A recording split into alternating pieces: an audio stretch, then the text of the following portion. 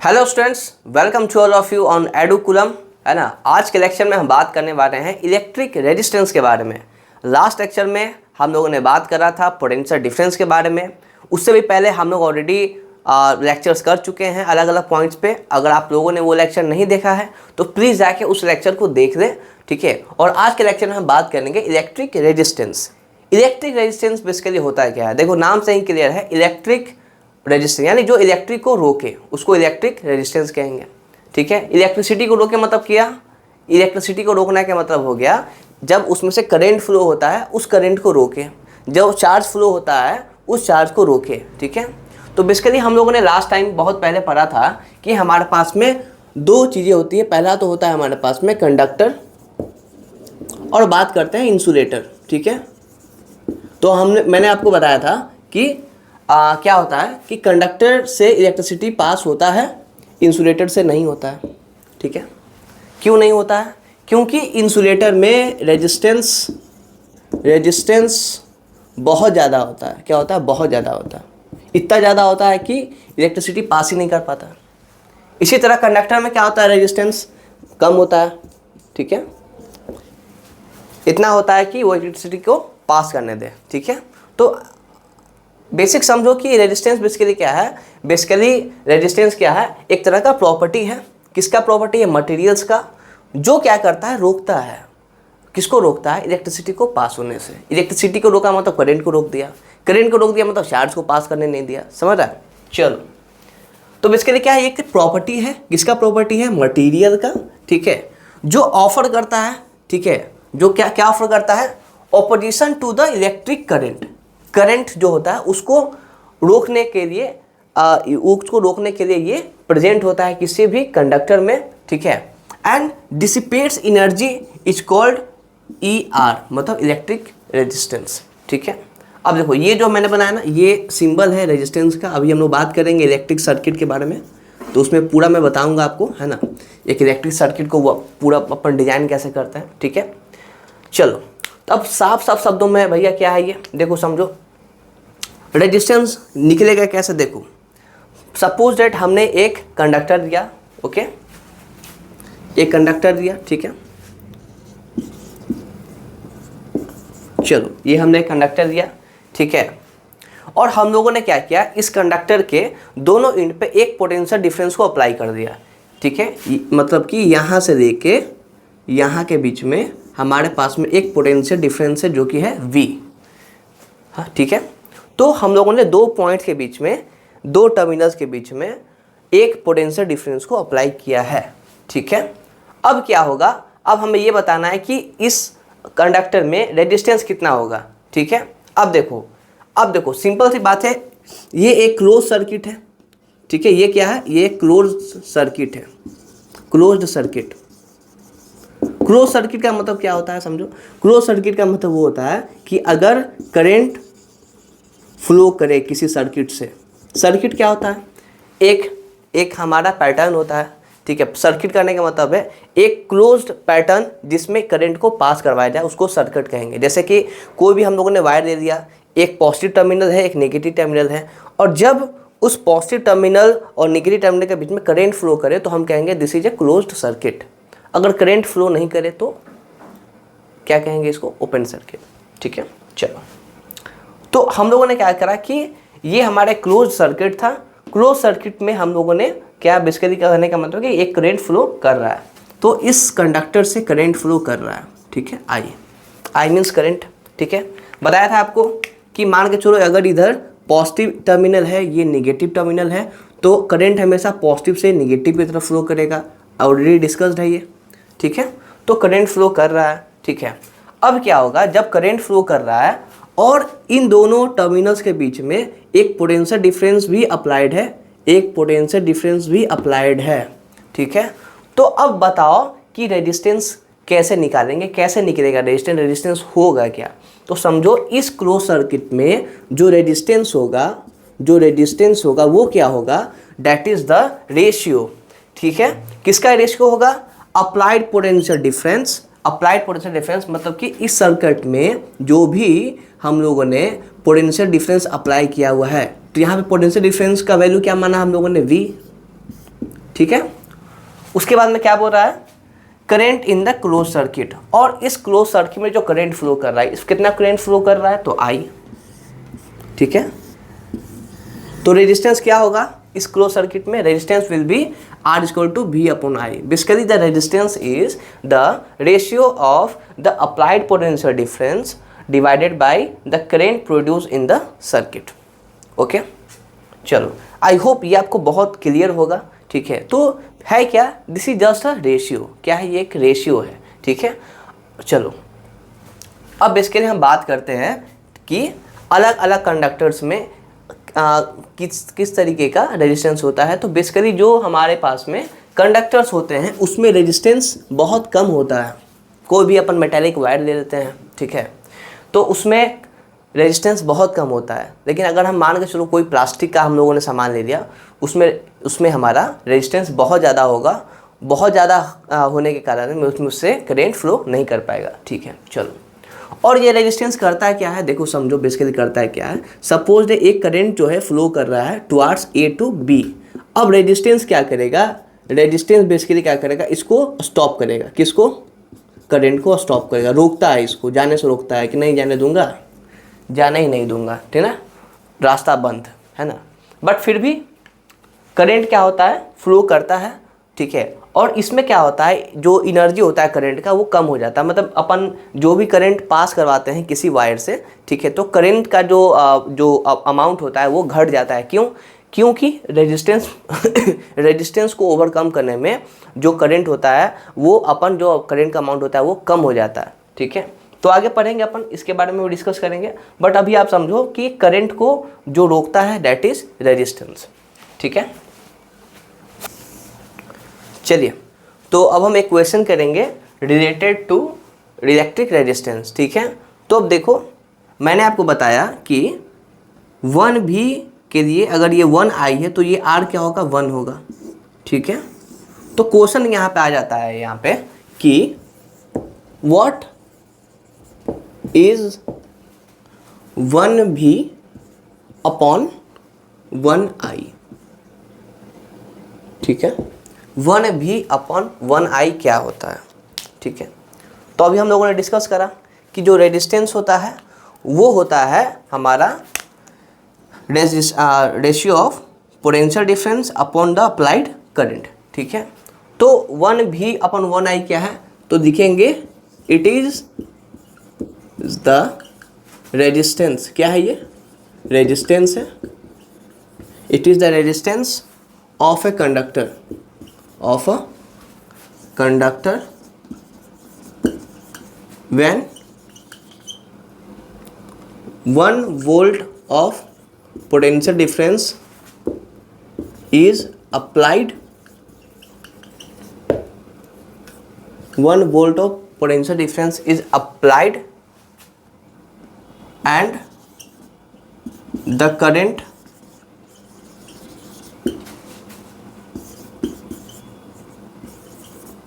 produced through the conductor is 1 ampere, okay, 1 ampere. तो 1 volt upon 1I क्या है, तो एक तरह का ये रेजिस्टेंस है, ठीक है, कंडक्टर का। जब 1 वोल्ट ऑफ पोटेंशियल डिफरेंस को अप्लाई किया जाता है एंड जब जो करंट प्रोड्यूस होता है वो उसके थ्रू 1 एम्पियर का होता है तब, ठीक है। तो जब किसी कंडक्टर से 1 एम्पियर का करंट पास होगा, ठीक है, और उस समय पे 1 वोल्ट का पोटेंशियल डिफरेंस अगर उस कंडक्टर के टर्मिनल्स पे होगा, ठीक है, तो जो रेजिस्टेंस होगा उस कंडक्टर का वो क्या होगा, 1 वोल्ट। तो ये लिख सकते हैं 1V upon 1I is equal to 1R, ठीक है। इसको ऐसे लिख सकते हैं V upon I is equal to 1R, ठीक है। और इस 1R को क्या कहेंगे, 1 ओम कहेंगे, ठीक है। तो अगर पूछा जाए 1 ओम क्या है, तो इसको भी ऐसे भी कर सकते हैं, 1V अपॉन 1I ना कह के लिख सकते हैं 1 ओम, 1 ओम, इसको क्या कहेंगे, ओम, OHM, 1 ओम, ठीक है, ध्यान से देखिए इसको।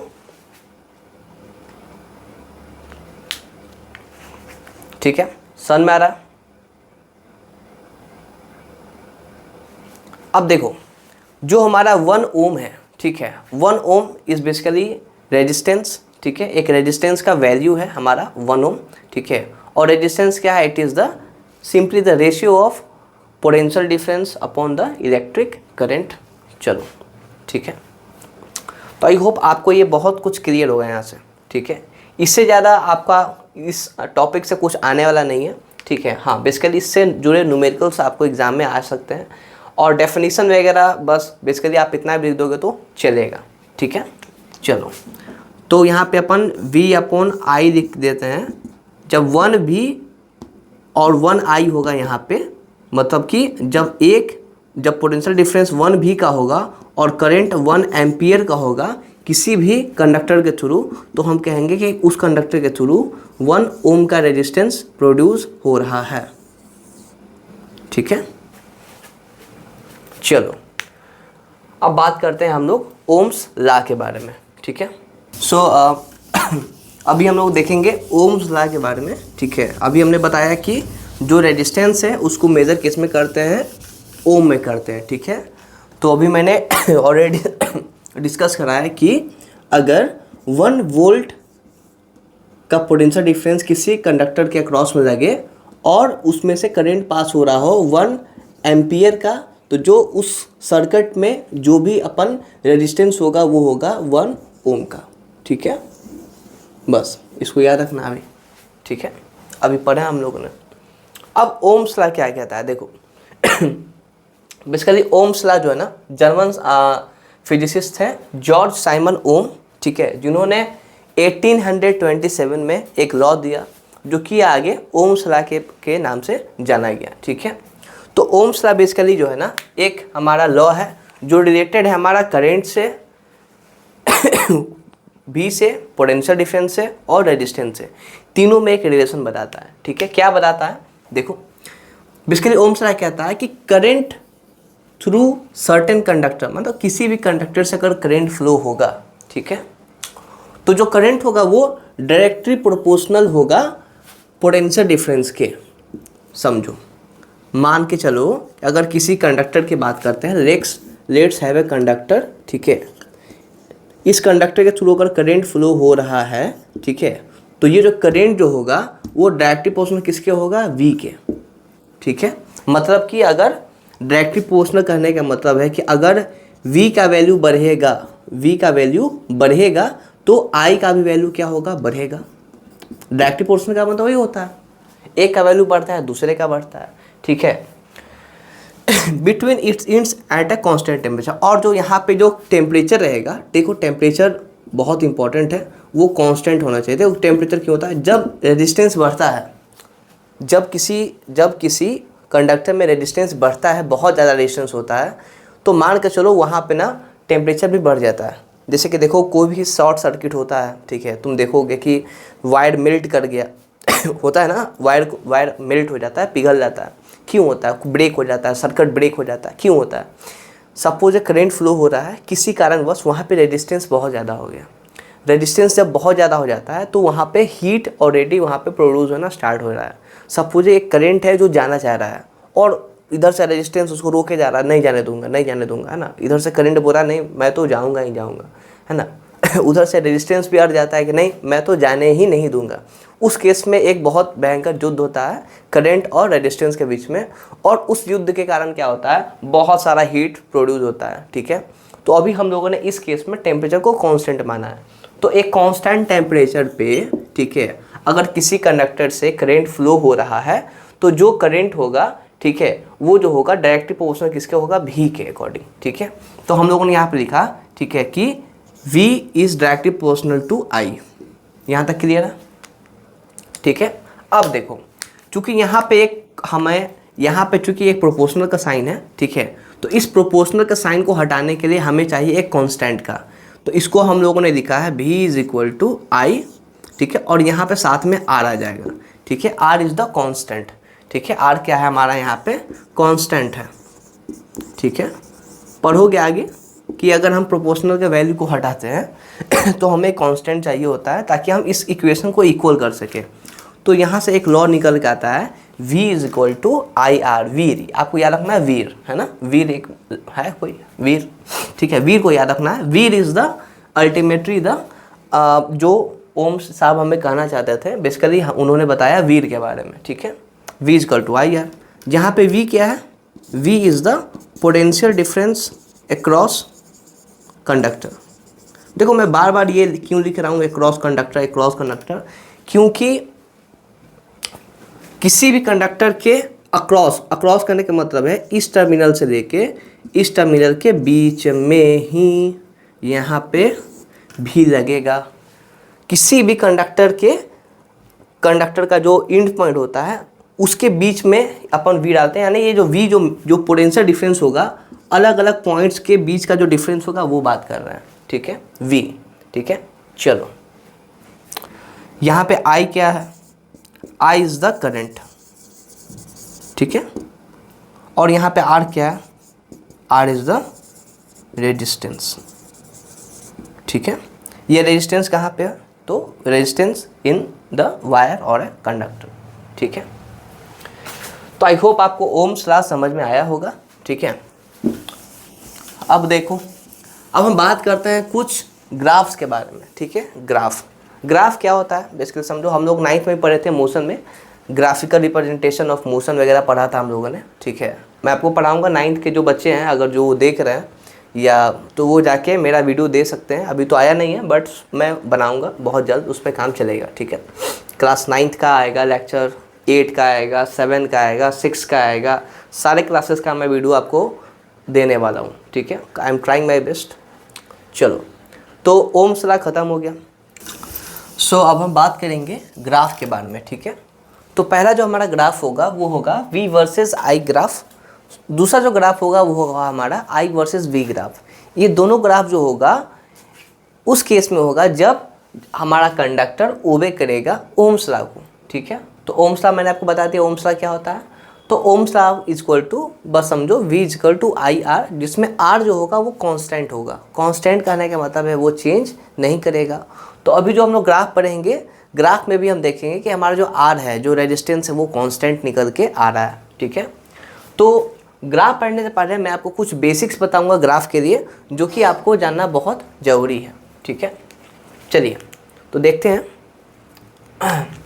सपोज दैट मैं एक ट्रायंगल बना रहा हूँ, ध्यान देंगे, ठीक है। अब देखो इस ट्रायंगल में, ठीक है, ए बी और C, this is a right angle triangle, ठीक है। अब देखो इस ट्रायंगल में अगर हम बात करते हैं तो ये तो हमारा होता है हाइपोटेनस, ठीक है। अब देखो यहाँ पे हमने एक एंगल माना है, इस एंगल का suppose that this angle is theta, ठीक है। तो ये थीटा जो होगा, थीटा के सामने वाला जो हमारा होगा, ठीक है, बी सी, थीटा के सामने क्या है, बी सी है, ठीक है, ओके, बी सी। तो बी सी हमें जो देगा वो देगा हमें परपेंडिकुलर, ठीक है। और ये जो है हमारा ए बी जो है वो है हमारा 20, याद रखना हमेशा। अगर हम वहाँ पे कोई अगर एंगल लिखते हैं, उस एंगल के सामने हम मानेंगे परपेंडिकुलर और उसके इस साइड में हम मानेंगे बेस। तो हमारा इस केस में आते हैं इस एंगल में, तो in triangle A B C, ठीक है, ठीक है, B C is equal to perpendicular, ठीक है, A B is equal to base and A C is equal to hypotenuse. Clear, ठीक है। अब हम बात करते हैं अलग अलग इसमें एंगल्स के बारे में। तो पहला हम बात करते हैं tan थीटा। अब देखो यहाँ पर जो मैंने थीटा लिखा है, this is the value of angle. किसी भी एंगल का वैल्यू होता है वो थीटा पे डिपेंड करता है, और थीटा का जो वैल्यू होता है वो 0 डिग्री से लेकर 360 के बीच में जा सकता है या आगे भी जा सकता है, ठीक है। जैसे कि देखो जब हम सर्कल एक बनाते हैं, तो इस सर्कल को अगर हमने बनाना स्टार्ट किया है यहाँ से, तो अभी ये 0 डिग्री पे था, और जब इसको हम पूरा घुमा लेते हैं ऐसे, तो कितना डिग्री का एंगल बना लेता है, एक राउंड पे 360। तो यहीं पे ये जो बना ना, ये यही है थीटा, ये थीटा है, ये थीटा का, इस थीटा का वैल्यू 0 से 360 के बीच में कहीं भी हो सकता है, ठीक है। तो थीटा हमें एंगल का वैल्यू बताता है, ठीक है। अब देखो, अब थीटा में भी जो होता है ना, अलग अलग तरह का वैल्यू कोसाइंस होते हैं। पहला है, अभी हम जो पढ़ रहे हैं वो है हमारा टैन थीटा। अब जो टैन थीटा का वैल्यू होगा, टैन थीटा बेसिकली क्या होता है, tan theta is the basically nothing but the ratio of perpendicular upon base. Tan theta क्या होता है, टैन थीटा जो होता है किसी भी ट्रायंगल में, अगर इस ट्रायंगल की बात करते हैं, इस ट्रायंगल में जो थीटा का वैल्यू अगर हम लेते हैं, सपोज टैन थीटा, तो अगर हम इस थीटा का टैन वैल्यू निकालेंगे, तो थीटा के टैन वैल्यू के लिए हम क्या करेंगे, इसके परपेंडिकुलर को डिवाइड करेंगे इसके बेस से, ठीक है। Means ratio of its perpendicular by it's base, ठीक है, समझो। अब जो ये टैन थीटा है ना, अगर किसी भी ट्रायंगल में अगर हम टैन थीटा का वैल्यू निकालते हैं, तो ये टैन थीटा के वैल्यू को ही क्या कहते हैं हम लोग, स्लोप कहते हैं, ठीक है। अगर मैं कहूँ स्लोप निकालो तो क्या निकालोगे, टैन थीटा, ठीक है। और स्लोप ही हमारा क्या देगा, रेजिस्टेंस, पढ़ेंगे अभी। स्लोप ही हमारा क्या होगा, रेजिस्टेंस। अगर मैं कहूँ कि रेजिस्टेंस निकालो, तो आप क्या निकालोगे, स्लोप निकालोगे। Slope is nothing but the ratio of P by B, और P by is the value of tan theta, ठीक है, कनेक्टेड है। चलो, अब इसी बेसिस पे हम आगे अभी आपको मैं ग्राफ पढ़ाने वाला हूँ, ठीक है। तो पहला ग्राफ है हमारा V वर्सेस I ग्राफ का, ठीक है। तो V वर्सेस I ग्राफ कब, जब हमारा कंडक्टर जो है ओम्स लॉ को फॉलो करेगा, ओबे करेगा, ठीक है। अब समझो, अगर मैं कहता हूँ कंडक्टर ओबे करेगा ओम्स लॉ को, तो अगर कंडक्टर ओम्स लॉ को ओबे करेगा तो R जो होगा वो क्या होगा, हमारा कांस्टेंट होगा। इसको बस याद रखना, R कांस्टेंट आना चाहिए। R चेंज हुआ मतलब कि ओम्स लॉ को फॉलो नहीं कर रहा है कंडक्टर, ठीक है। चलो, तो हम लोगों ने यहाँ पे V को माना, एक साइड में V और एक साइड में क्या मानते हैं अपन, I, ठीक है। चलो, अब इधर माना हम लोगों ने x एक्सिस, इधर मान लिया हम लोगों ने y एक्सिस। x एक्सिस पे हम लोगों ने I का वैल्यू लिया, y एक्सिस पे हम लोगों ने V का वैल्यू लिया, ठीक है। कोई दिक्कत? चलो, अब देखो V वर्सेस I का मतलब, कहने का मतलब हुआ, मैं कह रहा हूँ V अपॉन I, ठीक है, V अपॉन I। तो V अपॉन I किसका वैल्यू देता है, R का। तो V अपॉन I किसका वैल्यू देगा, तो R का वैल्यू देगा, ठीक है। किसका वैल्यू देगा, R का वैल्यू देगा, ठीक है। चलो, अब यहाँ पे एक एंगल मानते हैं, सपोज है थीटा। अब मैंने आपको बोला अगर हमें R निकालना है तो हमें कौन सा वैल्यू चाहिए, तो टैन थीटा का वैल्यू चाहिए। तो मान के चलो इस पॉइंट पे कहीं, मान के चलो यहाँ पे एक पॉइंट रहता है R1, ठीक है। अब हमें R1 का वैल्यू चाहिए, R1 इज़ द रेजिस्टेंस। अब हमें इस रेजिस्टेंस का वैल्यू चाहिए, इस पॉइंट पे हमें रेजिस्टेंस का वैल्यू चाहिए। तो हम क्या करेंगे, इस पॉइंट पे हम लोग थीटा का वैल्यू निकालेंगे। कौन सा थीटा का वैल्यू का, तो टैन थीटा। कौन सा, तो टैन का, ठीक है, टैन थीटा का वैल्यू। इस पॉइंट पे जो टैन थीटा का वैल्यू होगा वही क्या होगा, R1 होगा, मतलब कि रेजिस्टेंस होगा। तो चलो बनाते हैं। अब देखो, सपोज डेट हमने इसको एक ट्रायंगल मांगा। इस ट्रायंगल में यहाँ पे, इस ट्रायंगल में एंगल कहाँ बन रहा है, यहाँ पे समझो, जहाँ पे एंगल बनेगा उसके सामने क्या मानेंगे हम लोग, तो परपेंडिकुलर मानेंगे। तो यहाँ पे थीटा बन रहा है, टैन थीटा। तो इस थीटा के सामने इसको क्या मानेंगे, तो इसको मान लेंगे परपेंडिकुलर, ठीक है। और इसको क्या मान लेंगे, बेस। तो ये हमारा बेस हो जाएगा, और ये क्या बन जाएगा, तो ये बन जाएगा हाइपोटेनस। यहाँ तक क्लियर, कोई दिक्कत नहीं होनी चाहिए, ठीक है। अब देखो, प्योर मैथमेटिक्स है ये, ठीक है, प्योर मैथमेटिक्स। अब देखो, तो R1 is equal to tan theta equal to slope. अब देखो स्लोप क्या होता है, देखो ये स्लोप है, ये स्लोप, ठीक, इसको मानते हैं अपन, इसको A, B और C मानते हैं। तो AB जो है ना, AB is the slope. Slope का मतलब, करने का मतलब मैं कह रहा हूँ AB, ठीक है। चलो, तो AB मतलब स्लोप, ठीक है, मतलब tan theta equal to R1, सब वही है, एक ही चीज़ की बात कर रहा हूँ, ठीक है। अब देखो, तो P by B perpendicular upon base, tan theta का वैल्यू क्या होता है, P बाई B। अब जो P जो है वो P किसको रिप्रेजेंट कर रहा है, तो V को। तो मैं यहाँ पे लिख दिया P बाई B। P किसको रिप्रेजेंट कर रहा था इधर, V को, तो यहाँ पे V लिख दिया, ठीक है।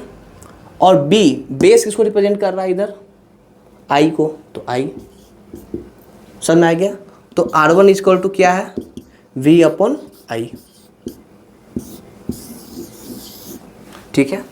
तो अगर हम, हाँ, तो अब ये जो है, ये जो ग्राफ बना है, ये इस ग्राफ में जो R1 ने, इस ग्राफ में जो R1 है यहाँ पे, और यहाँ पे अगर हम कोई वैल्यू और निकालते हैं, मान के चलो हम यहाँ पे निकाला R2, तो R1, R2, R3 कोई भी वैल्यू निकालेंगे वो सेम रहने वाला है।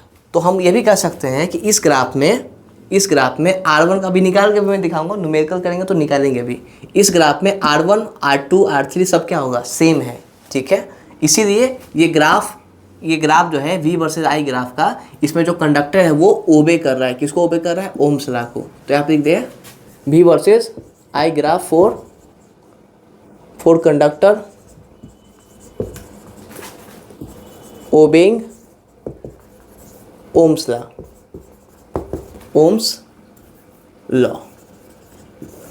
कोई दिक्कत नहीं होने वाली है, ठीक है, कोई समस्या नहीं होने वाली है, बस आराम से हमको करते जाना है, ठीक है, और चीज़ों को समझते जाना है, ठीक है, कोई दिक्कत नहीं। तो स्लोप मतलब मैं बताया, ये जो रेड वाला डॉट क्या था, ये स्लोप है, इसको P माना, इसको B माना, ठीक है। इसको P क्यों माना, अभी देखो इधर से मैंने उसको उधर लेके आऊँ, ठीक है। और बेसिकली ये जो है ना, tan थीटा cos थीटा सब 10th में पढ़ना है, 10th में जो ट्रिगो का जो चैप्टर उसमें पढ़ना है। मैंने आपको थोड़ा सा इसलिए समझाया क्योंकि मुझे ज़रूरत थी इसकी यहाँ पे आपको समझाने के लिए, ठीक है। तो आई होप आपको ये क्लियर होगा। अब हम बात करते हैं V versus I versus V graph for conductor obeying Ohm's law. अब मान के चलो, ठीक है, अब मान के चलते हैं यहाँ पे अपन ने I ले लिया, यहाँ पे अपन ने I ले लिया, ठीक है, और यहाँ पे अपन ने क्या ले लिया, V ले लिया, यहाँ पे क्या ले लिया, V ले लिया, ठीक है। चलो, तो अपन देखो, अब यहाँ पे V है, यहाँ पे अपन I है, तो ये P क्या बताएगा, अब ये P क्या बताएगा हमको, यहाँ पे अब I का वैल्यू देगा, और यहाँ पे B क्या देगा, अब हमको यहाँ पे V का वैल्यू देगा, ठीक है। तो अगर हम निकालते हैं, हाँ, तो अब क्या होगा, अब ये अपोजिट हो गया ये, तो अब ये tan थीटा जो होगा, अब ये tan थीटा हमको किसका वैल्यू दे रहा है, अब ये tan थीटा जो है हमको इसके यहाँ से बताना पड़ेगा। देखो, अब चूंकि हम लोगों ने I को इस साइड लिख दिया है और V को इस साइड पे अपन लिख दिया है, तो अब ये है, अब ये साइड हमारा V है और ये साइड क्या है, इस साइड I है, ये नीचे वाला क्या हो गया, अब ये V बन गया। तो मैं लिखता हूँ tan थीटा इक्वल टू, ठीक है, I upon V, tan theta equal to I upon V। इसको ऐसे लिख सकते हैं क्या, अगर हमको क्या करना है, अब इसको ऊपर और इसको नीचे करना है, ठीक है, तो इसको अपन ऐसे लिख सकते हैं कि क्या, 1/tan theta equal to V upon I, ठीक है, क्योंकि रेजिस्टेंस का फॉर्मूला क्या होता है, V अपॉन I। तो अगर ये tan थीटा था तो ये I अपॉन V था, तो जब ये 1/tan थीटा करेंगे तो ये क्या बन जाएगा, V ऊपर चला जाएगा, I कहाँ आ जाएगा, नीचे आ जाएगा, ठीक है। तो 1/tan theta is the R, ठीक है, यानी R का जो वैल्यू होगा, जो रेजिस्टेंस का वैल्यू होगा, अब वो क्या बन जाएगा, वो 1/tan थीटा, यानी 1/tan theta is now R, ठीक है। तो अगर हम लोग I वर्सेस V ग्राफ देखेंगे, तो I वर्सेस V ग्राफ में अगर हम बोला जाए R निकालने के लिए R, तो R का जो वैल्यू होगा वो होगा इक्वल टू 1/tan थीटा, बस इसको याद रखेंगे, ठीक है। तो आई होप आपको ये समझ में आ रहा होगा कि मैं चीज़ों को कैसे कर रहा हूँ। सी माई अप्रोच, आप मेरा अप्रोच देखो, अब मैं किस तरीके से इसको सॉल्व कर रहा हूँ, ठीक है। चलो, तो अब हम बात करते हैं कि क्या होगा अगर कोई कंडक्टर जो है ओम्स लॉ को फॉलो नहीं करेगा, तो क्या होगा। देखो भाई, अगर फॉलो नहीं ही करोगे तो क्या होगा, ग्राफ ऐसा नहीं होगा, ग्राफ चेंज हो जाएगा, ठीक है। चलो, तो बात करते हैं आगे।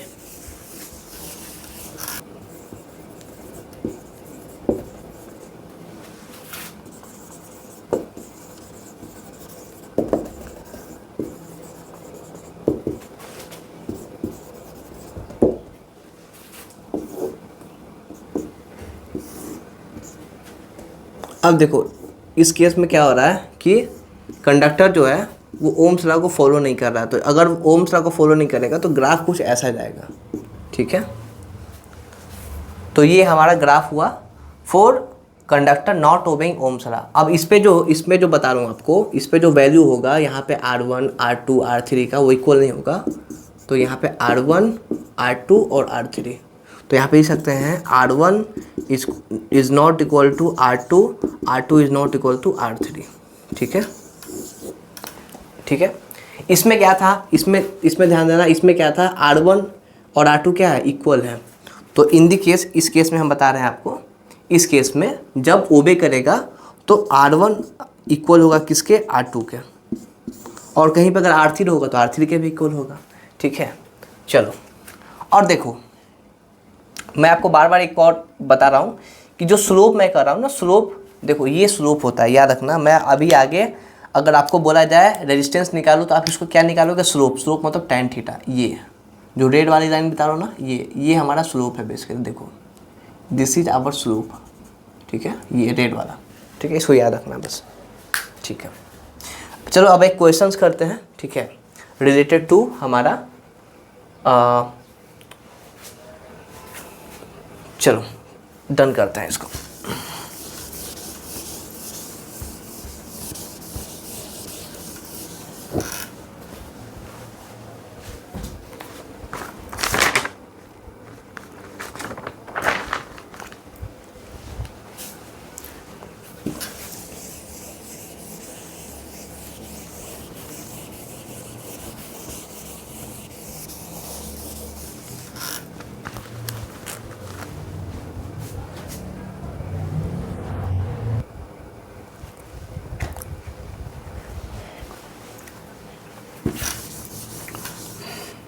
सो देखो ये क्वेश्चन है, इस क्वेश्चन में पूछ रहा है कि ग्राफ दिया हुआ है वी आई ग्राफ